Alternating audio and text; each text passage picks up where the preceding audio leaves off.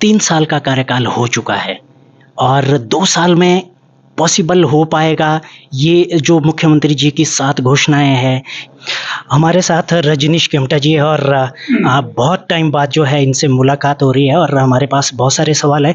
हम सवाल वही करेंगे जो जनता हमारे से पूछती है और पूछना चाहती है, जो डायरेक्टली आपसे पूछना चाहती है। लेकिन पहला सवाल आज की समय में आपसे ये ज़रूर कर रहे हैं लोग, थोड़ा-सा अगर बता पाएँ कि ये 24 दिन हो गए, 23 एक दिन हो गए, लोग पहला क्वेश्चन कर रहे हैं, आपके अपने जो कार्यकर्ता भी है, थोड़ा शायद आप लेट हो गए हैं, कहाँ पर देरी हो गई थोड़ी?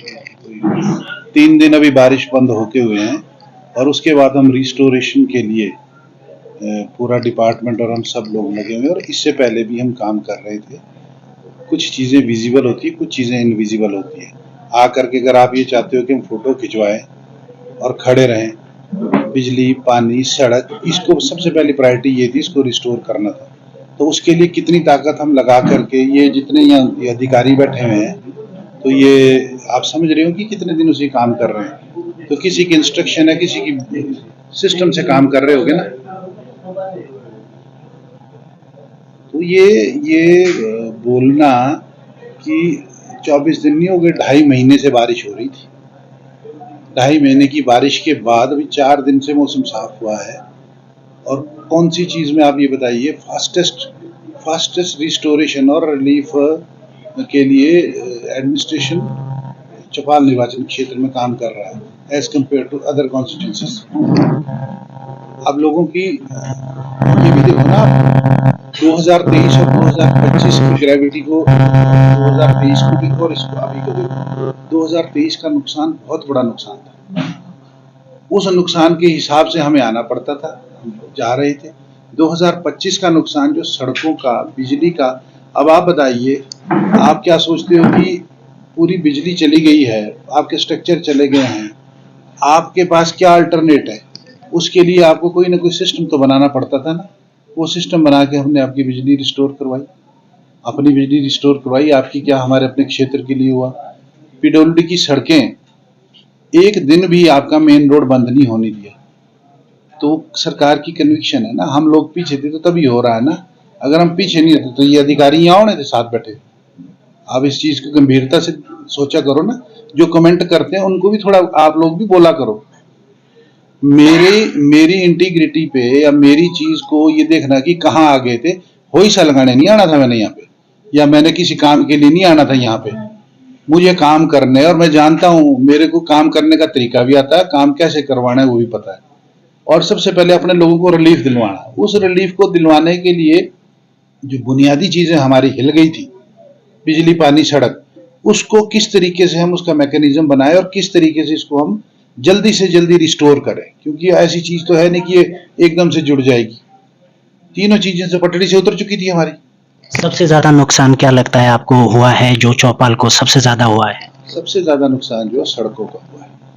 वो चाहे पीडब्ल्यूडी की सड़कें हैं, चाहे वो लोगों के द्वारा खुद बनाई गई है, या रूरल डेवलपमेंट की जो बीडीओ के द्वारा बनाई जाती है गाँव की सड़कें। सबसे ज्यादा नुकसान सड़कों का है, उतना ही, क्योंकि दिखता है, क्योंकि उसमें ना आपके सामने है। और पानी का भी उतना ही नुकसान है। बिजली का, जितना बिजली का नुकसान है उसको हम पीडब्ल्यूडी के नुकसान के साथ कंपेयर नहीं कर सकते, पर बिजली का भी बहुत बड़ा नुकसान। आप अगर देखोगे, होली से लेकर खैल तक पूरी लाइन टूट गई पुरानी, जिसपे पिछले कई सालों से बिजली चलती थी। आपका 66 केवी के स्ट्रक्चर टूट गए। आपके जितने पोल और बड़ी बड़ी एचटी की लाइनें थी, वो जमीनें खिसक करके हिल गए सारे स्ट्रक्चर। तो बिजली का भी बहुत बड़ा नुकसान है। पर क्योंकि जो हमारा पीडब्ल्यूडी का रोल होता है, मोड ऑफ ट्रांसपोर्ट, पीडब्ल्यूडी की सड़कों के ऊपर गाड़ियां चलनी है, माल की ढुलाई सड़कों में होनी है, गाड़ियों में जाना है, तो ये ज़्यादा डायरेक्टली ये बहुत बड़ा नुकसान था, क्योंकि सेब का सीजन भी हमारे सिर के ऊपर था। पर मैं उस बात के लिए बड़ा फॉर्चुनेट हूँ, और हमारे जो अधिकारी लोग हैं, इन लोगों ने दिन रात काम किया। पीडब्ल्यूडी डिपार्टमेंट ने भी दिन रात काम किया, रूरल डेवलपमेंट डिपार्टमेंट ने भी दिन रात काम किया, आईपीएच ने भी दिन रात काम किया, और साथ में ही विद्युत विभाग ने भी दिन रात काम किया। तो तब जाकर के 2.5 महीने के डिजास्टर के बाद जो हालत खराब हुई थी, उसको पटरी में ला सकें। आदर्श हॉस्पिटल की बात, जो नेरवा की बात है और जो हॉस्पिटल की बात है, यहाँ पर जो मूलभूत चीज़ें होनी चाहिए थी वो नहीं हो पा रही। उसके पीछे जो लैप्सेस है वो भी हमारे को, उसका भी हमारे को कंसर्न है। और हमारी इसके विषय में माननीय स्वास्थ्य मंत्री और सेक्रेटरी हेल्थ और मुख्यमंत्री जी से भी बात हुई है और बहुत जल्दी जो हमारे को उम्मीद है, क्योंकि हमारी पूरी कोशिश है कि मुख्यमंत्री जी का अगला 1 से 1.5 महीने में हम यहाँ नेरवा का दौरा करवाएं और जो पिछली अनाउंसमेंट्स जो उन्होंने की थी उसमें कम से कम 3-4 अनाउंसमेंट का हम फाउंडेशन स्टोन और उसको आगे काम स्टार्ट कर दें, तो उस समय ये हॉस्पिटल वाला भी हम अवश्य पूरा करवाएंगे। इसमें एक सवाल जोड़ेंगे हम आपको कि अक्टूबर 2024 में स्वास्थ्य मंत्री जी यहाँ पर आते हैं, उन्होंने आश्वासन दिया कि 2 महीने में हम इस कार्य को पूरा करेंगे, लेकिन अब तो साल निकल गई है, तो कैसे थोड़ा विश्वास? ये जवाब तो आप उन्हीं से पूछना, क्योंकि स्वास्थ्य मंत्री मैं तो नहीं हूँ, इसका बेहतर आंसर तो वो दे सकते हैं।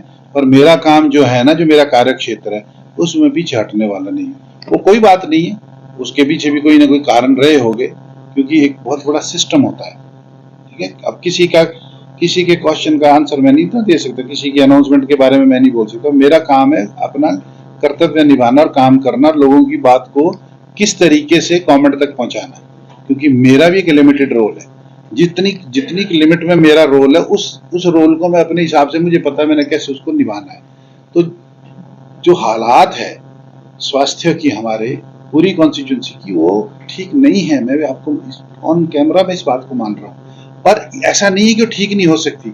इसको ठीक करवाएंगे और 100% करवाएंगे। अब आप बताइए ना, यहाँ पे प्राकृतिक आपदाएं ऐसी आ रही कि यहाँ पूरे प्रदेश में मतलब हालात खराब हो गए, लोगों की जानें चली गई।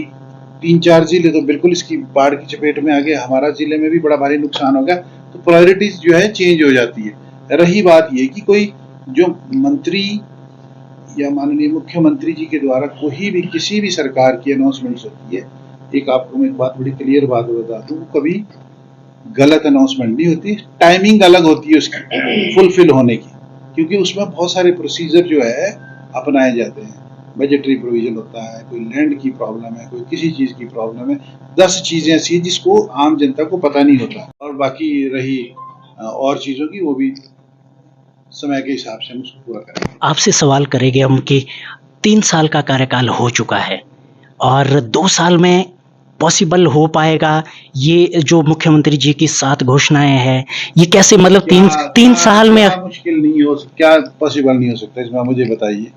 हमारा जो बस स्टैंड का इशू है, उसमें transfer of land almost last stage पे है। कभी भी उसकी हमारे को क्लियरेंस मिल सकती है। उसके बाद इसका फाउंडेशन स्टोन होना है, पैसा सरकार ने देना है। अनाउंसमेंट चीफ मिनिस्टर के, डिप्टी सीएम की, दोनों की है।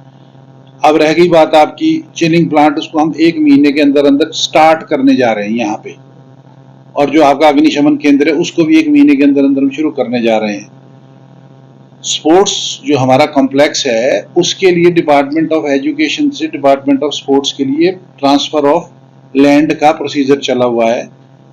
वो ऊपरी लेवल पे चल रहा है, क्योंकि वो एक डिपार्टमेंट से दूसरे डिपार्टमेंट, जैसे ही वो जाएगा उसके बाद हो जाएगा। अब हमारा उसके बाद जब चीजें क्लियर होती है, उसी के बाद इसके फाउंडेशन रखे जाएंगे। एक अनाउंसमेंट है, उसके बाद फाउंडेशन होगी, जब कंप्लीट हो जाएगी उसके बाद उसकी इनॉग्रेशन होती है। एक तरीका है ना, कोई चीज एकदम से तो नहीं बनती। आपने घोषणा की और बन गई। आप यहाँ चीजें देख लीजिए, जो आज से पहले डेवलपमेंट की है, ये कांग्रेस सरकार की डेवलपमेंट है। माफ कीजिएगा, मैं आपको ये बात बता दूं, आप देख लीजिए, जब जितनी बार भारतीय जनता पार्टी की सरकार रही तो क्या हुआ है। जो कुछ भी चौपाल का अस्तित्व है, ये कांग्रेस ने बनाया हुआ है। चाहे आप नेरवा की तहसील ले लो, चाहे आप कुप्पी का ब्लॉक ले लो, कुप्पी की तहसील ले लो, तो किसने खोला ये? किसने ये सड़कें बनाई? किसने सैकड़ों स्कूल यहाँ पे दिए? किसने यहाँ पे ये कॉलेजेस दिए? तो इट टेक्स टाइम। निर्वा में बाईपास को लेकर के कुछ हो पा रहा है उसमें? हाँ, बाईपास में हमारा जो एफसीए का है, फाइनल स्टेजेस में है। कुछ एजेंसी जो एफसीए के लिए जो कुछ काम करने वाले थे, वो कुछ ढीले लोग हैं जिन्होंने इसको काम को कई दिनों से खराब कर दिया, 3-4 सालों से। और अब शायद वो डिपार्टमेंट ने वो एजेंसी चेंज कर दी है जो डील करती है एफसीए के लिए। अब जो मेरी नॉलेज के हिसाब से हमारी 4-5 सड़कें और बाईपास नेरवा का जो एफसीए है, वो बहुत जल्दी विद इन डेज कभी भी उसका क्लियरेंस आ सकती है। क्लियरेंस आने के बाद काम शुरू हो जाएगा। बहुत सारी बसेस सर बंद है, रूट बंद पड़े हुए हैं, उस पर क्या? उस पे क्या करेंगे? अभी देखो ना, जो पुरानी बसेज हैं वो कंडम, जिसको हम अपने शब्दों में कहते हैं, 15 साल वाली खत्म हो चुकी है। वो पूरे हिंदुस्तान में नहीं चल सकती सुप्रीम कोर्ट की रूलिंग के बाद।